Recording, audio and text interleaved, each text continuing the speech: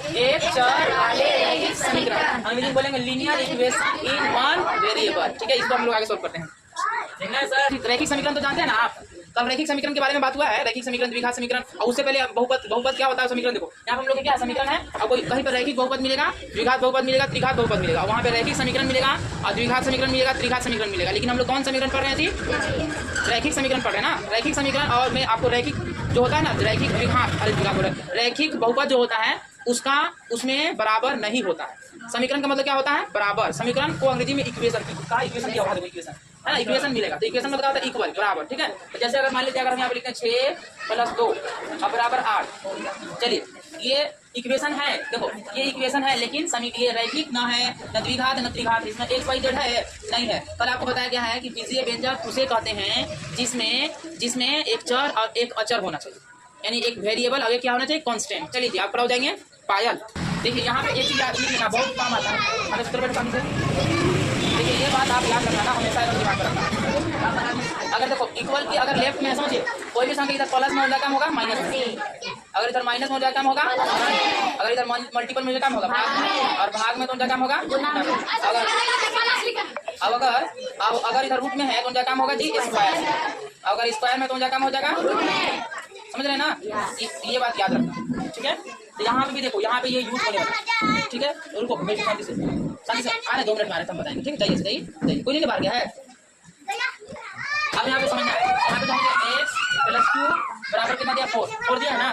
तो ये देखो यहाँ पे ये तो भाई देखो, अगर यहाँ पे 2 देखेंगे, यहाँ पे 4 देखेंगे, तो 2 और 4 एक जाती है, अचर पद हुआ ना, 2 और 4, और ये चर पद है x, तो भाई अचर पद तरफ जाएगा, है ना। शादी ब्याह जाति में होता है, ज्यादातर होता है, तो अच्छी बात रहता है। ये वही समझ जाओ कि शादी ब्याह जैसे जाति बताओ, जाति है तरफ अपने जाति में जाएगा। देखो ये अपने जाति में जाएगा जी, गिनती वाला में जाएगा। हाँ, तो गिनती वाला में जाएगा, याद रखना। तो गिनती वाला में जाएगा तो फिर बन भी नहीं करेगा। देखो गणित नियम पालन करता है, देखो नियम पालन करना है कि नहीं करिए। देखो अपना देखो, अगर x भेजेंगे तो बन भी नहीं करेगा, इसलिए 2 को उधर भेजना पड़ेगा। किसको भेजना पड़ेगा? 2 को। देखो x बराबर 4, और इधर प्लस में क्या होगा? -2 हो जाएगा, समझे। तो x बराबर कितना होगा हम लोग के?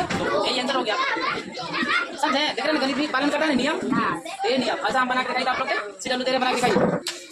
देखिए विकास समझिए, यहाँ पे x + 8 = कितना 10 है ना, तो आप बताइए कि x बराबर क्या होगा भाई? 10 से बराबर 8, यस 10 - 8, तो 10 से 8 कितना हो जाएगा?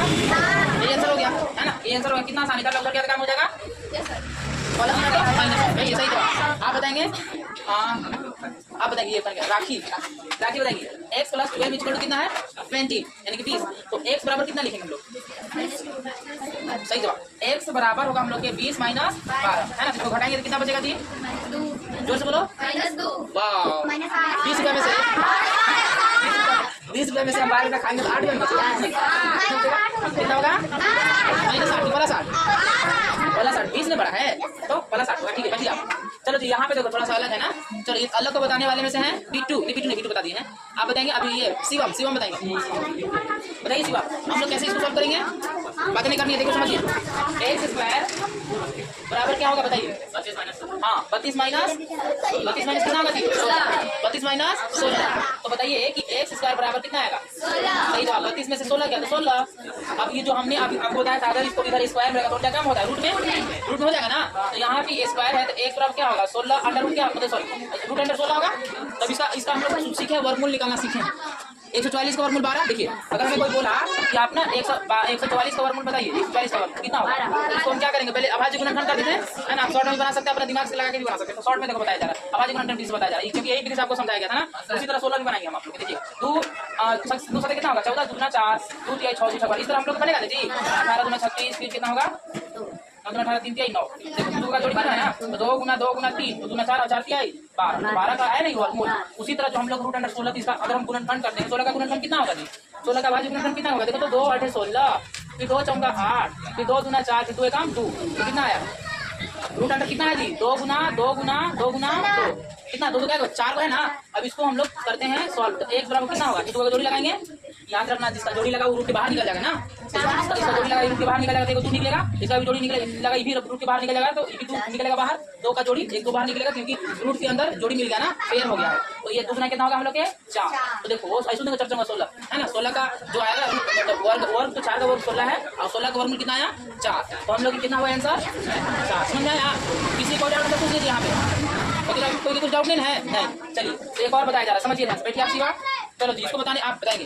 किस मनीषा आपको बताना है कि देखो यहाँ पे एक एक से यहाँ पे 6 एक से कितना एक्स हो जाएगा? मेरे पास एक आम, आपके पास 6 आम, जोड़ेंगे तो कितना आम हो जाएगा? 7 आम होगा ना। उसी तरह एक्स वाला भी देखो, यहाँ पे क्या होता है, कंफ्यूजन लोग होते हैं, पहले समझिए तब बताइएगा।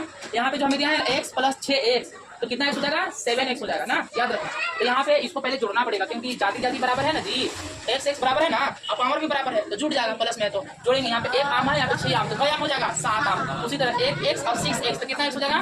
7x। पता चला नहीं, इसको जोड़े कितना एक्स हो गया? 7x हो गया, समझ आया ना। और प्लस 12 और बराबर कितना है? 36। अब यहाँ पे देखिए 7x बराबर 36, इधर प्लस में तो बराबर कौन सा काम होगा? माइनस में। तो यहाँ पे 7x बराबर 36 में से 12 गया, कितना बचेगा? बताइए, जो जल्दी बताइए, कितना बचेगा? 24। तो x बराबर कितना होगा? इधर गुना में है 7, कौन सा काम होगा? बोलो जो जोर से, यानी भागम होगा, यानी 24 बटा क्या हो जाएगा? 7। तो ये हो जाएगा हम लोग का आंसर।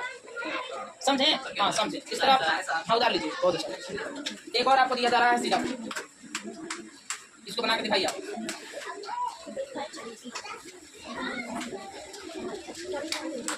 इधर बैठो शांति से।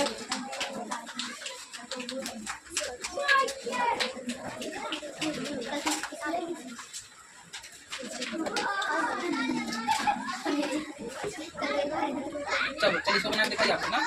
2 सवाल दिया जा रहा है, एक और सवाल में चलिए, तो 2 सवाल बना के दिखाइए।